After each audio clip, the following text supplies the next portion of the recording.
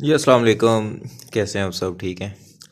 चले, आज हमारा सेकंड लेक्चर है। हमारा जो टॉपिक स्टार्ट हुआ था शेर शाह सूरी के अबाउट, तो जिसका रियल नाम फरीद ख़ान था, इसको हमने तकरीबन हाफ़ किया था, फिर छोड़ दिया था। आज हम नेक्स्ट स्टार्ट करने जा रहे हैं। तो यहाँ पे एक बहुत ही इम्पोर्टेंट एमसीक्यूज़ है कि जो शेर शाह सूरी था, इसने एक बहुत ही इम्पोर्टेंट काम किया था।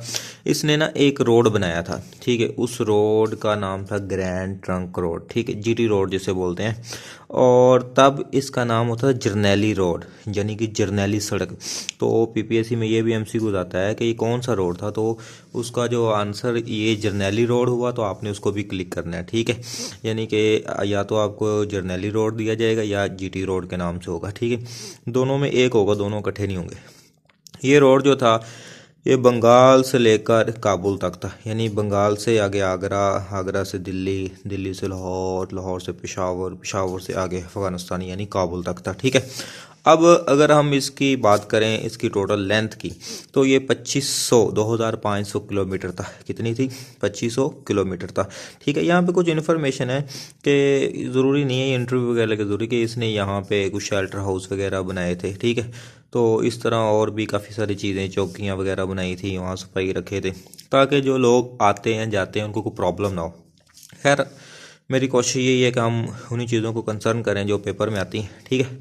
तो यहाँ पे आप देखें कि इसकी लेंथ कितनी थी? 2500 किलोमीटर थी। हाँ, पाकिस्तान के अंदर जो जीटी रोड है उसकी जो लंबाई है वो 1819, सिंपल 1819 से आप याद कर सकते हैं किलोमीटर है।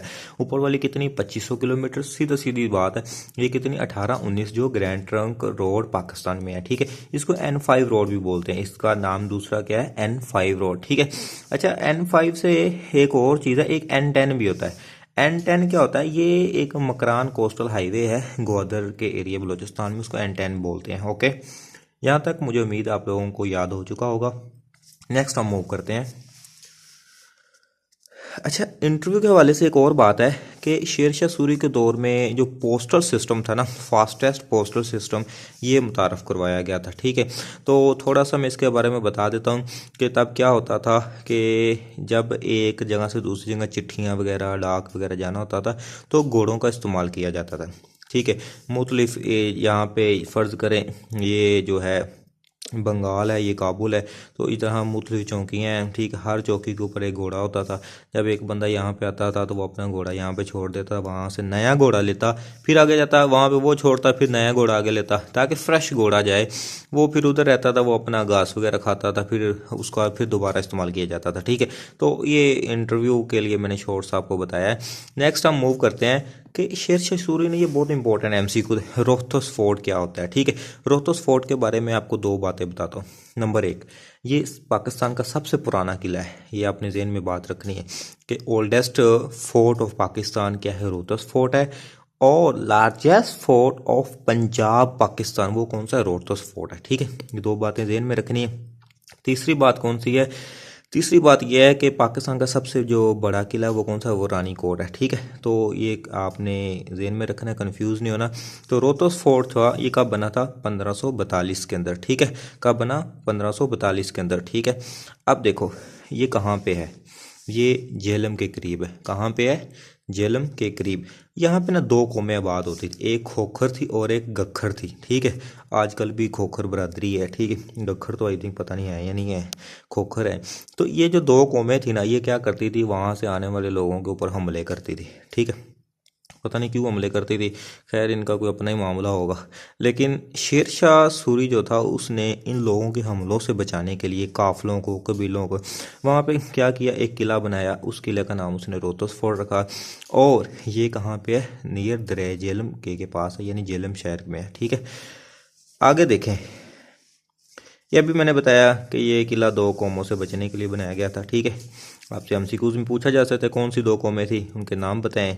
ये किला कब बना, किस दरिया के करीब है, किस शहर में है, इसका नाम क्या है, ठीक है, और ये पंजाब का सबसे बड़ा है। और एक और मज़े की बात कि ये पूछा जाएगा कि ओल्डेस्ट फोर्ट ऑफ पंजाब कौन सा है। ठीक है, आगे लार्जेस्ट फोर्ट ऑफ पाकिस्तान की बात करें, रानी कोट, तो रानी से याद रख लो, रानियाँ बड़ी होती हैं, कहते हैं ना लेडीज़ फर्स्ट है। ठीक है, तो ये रानी, एक रानी आपको पता है, राजा एक रानी होती है, तो रानी सबसे बड़ी है, सबसे आगे है, लेडीज़ फर्स्ट है, तो largest fort of Pakistan. Okay, अच्छा यहाँ पे एक और एमसीक्यूज है कि पूछा जाएगा कि जो रोहतस फोर्ट था इसके अंदर जो कितने सिपाही तैनात किए गए थे इसको बनाने के लिए, उसके बाद इसमें मतलब ओवरऑल जो इसके अंदर सोल्जर थे वो 50,000 सोल्जर थे, ये ज़हन में रखना, 50,000 सोल्जर। ठीक है, नेक्स्ट हम मूव करते हैं।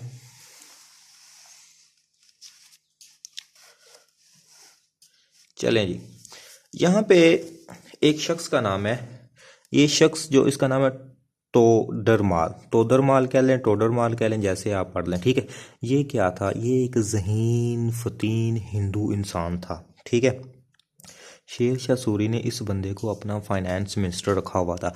फाइनेंस मिनिस्टर का मतलब है कि वज़ीर ख़जाना, वहाँ के जितना भी रेवेन्यू का हिसाब किताब होता था, लेन देन का, पैसों का मामले का, सब कुछ इसके अंडर होता था। ठीक है, ख़जानची जिसे बोलते हैं। ठीक है, तो ये हिंदू था और रोहतस फोर्ट भी इसी के अंडर बना था। तो आपको ये पूछा जा सकता है कि जो रोहतस फोर्ट है ये किस शख्स के अंदर बना था, वो शख्स कौन था, वो एक हिंदू था, वो कौन था। दूसरा ये भी इसका आंसर है कि वो फाइनेंस मिनिस्टर था शेर शाह सूरी का। फिर ये भी है कि उसका नाम क्या था, उसका नाम टोडर माल था। ठीक है, नेक्स्ट हम मूव करते हैं कि Tudor mall will be the finance minister of Akbar बादशाह, तो ये अकबर बादशाह का भी था। पहले जो बेसिक ये जो था फाइनेंस मिनिस्टर वो किसका था, शेर शाह सूरी का था। उसके बाद ये किसका बन गया, अकबर का बन गया। आपने ये कंफ्यूज नहीं होना, अगर वहाँ पे दोनों का नाम आ जाए तो आपने शेर शाह सूरी को क्लिक करना है, अगर शेर शाह सूरी नहीं है अकबर है तो आपने अकबर को क्लिक करना है। ठीक है, हाँ अगर पूछे कि फर्स्ट वो किसका था, वो फिर शेर शाह सूरी का, सेकंड वो किसका था, अकबर बादशाह का था। ठीक है, अब आपको बात समझ आ गई। चलिए नेक्स्ट मूव करते हैं, आगे देखें, यहाँ पे लिखा हुआ है रुपए करेंसी। तो शेर शाह सूरी था, इसने जो करेंसी मुतारफ़ करवाई थी वो रुपया करेंसी, तो रुपए। ठीक, आजकल भी रुपए होते हैं ना, आप 2-3 रुपए मांगते हैं जब छोटे होते हैं, वही रुपए की बात हो रही है। ठीक है, तो अब नेक्स्ट देखें, यहाँ पे लिखा हुआ है कि इससे पहले टंका करेंसी थी। टंका करेंसी क्या होता है, एक बादशाह था, उसका नाम अल्तमश था, अल्तमश तुर्की का था। ये कहाँ का रहने वाला, तुर्की का रहने वाला था, और ये स्लेव डायनेस्टी का बादशाह था। ठीक है, आपने ये ज़हन में बात रखनी है, जो अल्तमश था कौन सी डायनेस्टी का बादशाह था, स्लेव डायनेस्टी का। ठीक है, इसने कौन सी करेंसी मुतारफ़ कराई, टंका करेंसी मुतारफ़ कराई। और शेर शाह सूरी ने कौन सी मुतारफ़ कराई थी, रुपया करेंसी मुतारफ़ कराई थी। ठीक है, आगे देखें, लैंड रिफॉर्म के बारे में भी शेर शाह सूरी ने लोगों को एक अच्छा निज़ाम दिया था। उस निज़ाम का नाम एमसीक्यूज पूछता कौन सा था, वो बीघा सिस्टम था। दो तरह लिखा जा सकता है, या इस तरह बीघा यानी कि BEGH बीघा, या BEGA बेगा। ठीक है, तो दोनों का मतलब सेम ही है। तो इसमें क्या होता था, आपने ज़हन में एक बात रखनी, आजकल क्या चलता है, इंडिया पाकिस्तान में एकड़ चलते हैं, जिसको पंजाबी में क्या कहते हो, किले। ठीक है, तो वो किलों वाला सिस्टम है। ठीक है, लेकिन तब क्या होता था, ये लेस देन 1 एकड़, ये 1 एकड़ से ना कम होता था, 1 बीघा इज लेस देन 1 एकड़। ओके, अच्छा नेक्स्ट क्या है, मनसबदारी निज़ाम। मनसबदारी का लंबरदार सिस्टम होता था। ठीक है, अब तो नंबरदार सिस्टम है, अभी गांव वगैरह में नंबरदार होते हैं। ठीक है, नंबरदार के ऊपर फिर इस तरह रेवेन्यू डिपार्टमेंट में मुझसे स्टेजेस वगैरह आ जाती हैं। ठीक है, जेलदार है, जेलदार तहसीलदार, नायब तहसीलदार और रेवेन्यू डायरेक्टर, इस तरह एंड सो ऑन। ठीक है, तो इस तरह मतलब कि अभी अपना पंजाबी मूवीज़ वगैरह देखें ना, तो इंडियन के अंदर अभी भी सर, या कोई ननकाना साहब की तरफ है ना, ननकाना शहर की तरफ, तो वहाँ सरपंच का वर्ड यूज़ करते हैं। तो ये आज का नंबरदार, ये सरपंच, ये पुराना लंबरदार होता था। ठीक है, अब यहाँ पे देखते हैं, यहाँ पे शेर शाह सूरी की डेथ के बारे में है, एमसीक्यूज आएगा। शेर शाह सूरी की डेथ कब हुई, तो वो 1545 में हुई थी। ठीक है, अब आगे पूछा जाएगा, पहले मैं थोड़ी सी कहानी बताता हूँ। देखें, शेर शाह सूरी बेसिकली कहाँ का था, ससराम का था। ससराम एक इलाका है कहाँ पे, बंगाल के पास, ये बात क्लियर होगी। अच्छा, जब इसने सारे इलाके फतह किए ना, तो एक इलाका या एक किला था जो रह गया था, जिसको शेर शाह सूरी ने फतह करना था, लेकिन वो कर नहीं पाया, बस वो जल्दबाजी में कोई ना कोई इशू था। बाद में इसने सोचा कि उसी के ऊपर फतह करते हैं, ठीक है। अब देखें, इसने उसको भी फतह करना था। हर काम में ना कोई अलग हिकमत होती है। मैं ये सोचता हूँ कि शायद इसकी मौत इस वजह से होनी थी, इस वजह से इसने इसको पहले फतह नहीं किया। अगर किया होता तो ये पहले मर जाता, ये सारे काम फिर कौन करता। तो अल्लाह ने ये सारे काम इसके थ्रू करवाने थे, इस वजह से इस किले को अल्लाह ने कहा कि ये एंड पे फतह करेगा, तो यही इसी किले में इसकी मौत होनी थी। तो कुदरत के ये काम भी हैं, ठीक है, लेकिन इंसान अगर समझे तो फिर है। अब बात गौर से सुने, जब ये इस किले को फतह करने गया तो वहाँ पे ना गोलाबारी वगैरह हो रही थी, ठीक है। तो उस किला को जो ना किला, उस किले का नाम था फोर्ट कलंजर, ठीक है, कि कलंजर किला कलंजर के नाम से, ठीक है। तो कलंजर जो है हमारे पाकिस्तान में कुछ गांव भी उनका नाम कलंजर भी है, ठीक है। तो अगर आपको आसानी हो याद करने में तो आप ऐसे भी समझ सकते हैं। तो फोर्ट कलंजर, कलंजर का किला, तो वहाँ पे फिर क्या हुआ, शेरशाह सूरी को गोला लग गया। गोला लगने के बाद ये जख्मी हो गया, ठीक है। जख्मी होने पर कुछ दिन के बाद ना इसकी डेथ हो गई थी, ठीक है। अब देखो, शेरशाह सूरी को फिर दफनाया कहाँ पे गया, जहाँ ये पैदा हुआ था ना वहाँ पे इसको दफनाया गया था। पैदा हुआ था ये ससराम के इलाके में। कहाँ पे पैदा हुआ था, ससराम के इलाके में। तो इसको दफनाया भी कहाँ पे गया, ससराम के अंदर ही दफनाया गया, ठीक है। अच्छा, यहाँ तक कोई प्रॉब्लम, उम्मीद है कि कोई मसला नहीं होगा, ठीक है। कोई प्रॉब्लम हो तो वीडियो पॉज करके वापसी बैक करके आप इसको देख लीजिएगा। नेक्स्ट थोड़ा सा लेक्चर रहता है, हम उसको भी डिस्कस करते हैं।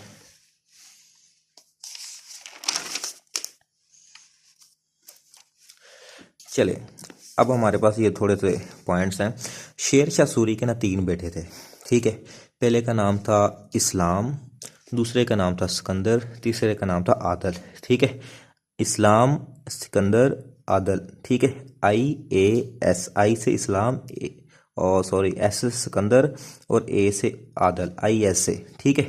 तो ISI होता है ना, जैसे पाकिस्तान की एजेंसी है, तो उससे आप कॉम्बिनेशन बना ले, ISI, एंड वाले आई को ए कर दे, आदिल, ठीक है। तो IS से, ठीक है, इस्लाम, सिकंदर और आदल।